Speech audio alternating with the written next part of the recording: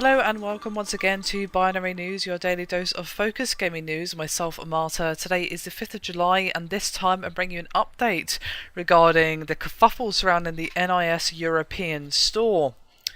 Now, NIS America finally launched its European online store, and fans are understandably upset over its ridiculous prices. Now, currently the store is listing Vita games such as a Danganronpa 2 Goodbye Despair Limited Edition for £59.99, which is a literal pound for dollar straight conversion from the US price, which is, as you probably guessed, $59.99. As well, we have Disgaea 4, a Promise Revisited limited edition for £49.99, again a straight conversion from the $49.99 that it costs, as well as a few other titles, and then again shipping will then cost £4.99 on top of that. Fans are understandably upset and rather kind of vocal about this, basically saying that they intended to import these games from the US for a cheaper cost, even when you factor in shipping. Some had even cancelled their existing pre-orders with the US store following the announcement of the European store, but unfortunately there is actually no going back. Now that the European store is live, the NIS US store will no longer ship to Europe. The Facebook page for NIS America Europe is actually littered with complaints, saying, quote, "Sorry guys, I love the US store because I could get the good stuff there for a good price." And then another one says, "Now I can't buy stuff on your US page and the prices on your EU page are way too high. So I have to say goodbye. Sorry dudes." And one said, "The prices are taking the absolute mickey. Fairy Fence F is $75 in the US, which equates to approximately £45. Obviously, I expect a bit of a markup, but an extra £25? Seriously, in one fell swoop, one of my favourite publishers is going into freefall. The fact that we can no longer order from the US store just smacks of anti-consumer. I think I'll just keep my Fairy Fence F and Danganronpa 2 orders with the US store, and then have to seriously reconsider my business with yourselves. A pity, since I have purchased just about every single special edition for the last 3 to 4 years and had hoped to continue." Now, that was the state of affairs when this story first broke. I just kind of wanted to give you a little bit of a sort of backstory as to what was going on. Now, the update is that NIS America Europe has actually issued a statement following these criticisms, but unfortunately they have actually failed to actually really address the complaints. And in a statement to Eurogamer, NIS America said that they did recognise the transition from the US to the European store had been, quote, difficult for a number of our customers, and then apologised. But they then went on to say that the European store is, quote, in the best interests of our customers. Since our US online stores launched 8 years ago, we have been providing carefully crafted limited edition products to the Western Hemisphere. We are aware that some customers have been importing and loving these limited edition products in the European region.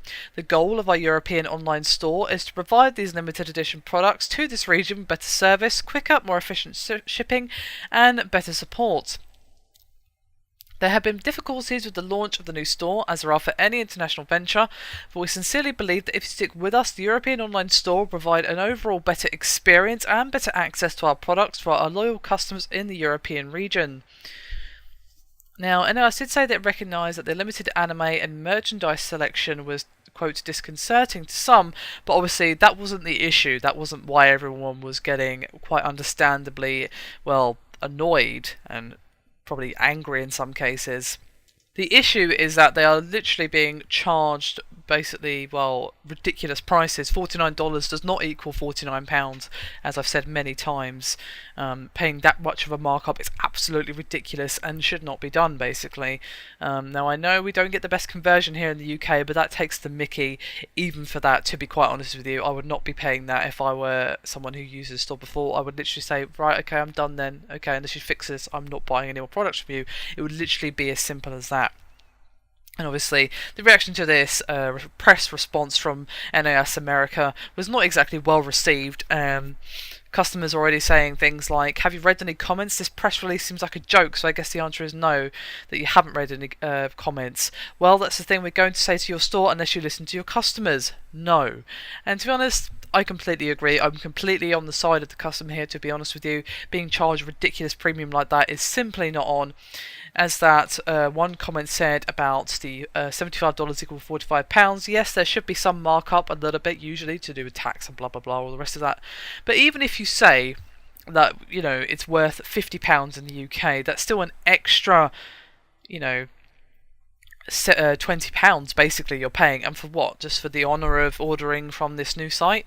I think it's more likely that the people in the EU who had been using this site will take their business elsewhere, and if they don't get their act together soon, they could find the fact that they've lost his customers forever. This doesn't exactly bode well. They have basically failed to address the issue at all and kind of skirted round it and failed to actually speak on the real issue. The issue isn't that your anime and merchandise selection is limited, it's that you're trying to charge your European customers out the arse.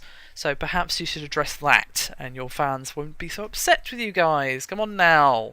Hopefully they get the act together, otherwise they may find themselves on the receiving end of some mass leavings from those of us in the EU.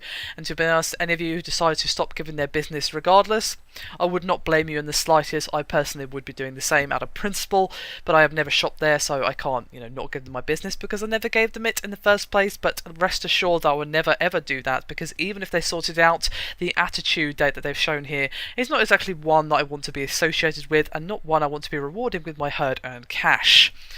Anyway guys, that is me done for this video. Thank you very much for watching, and I'll see you next time.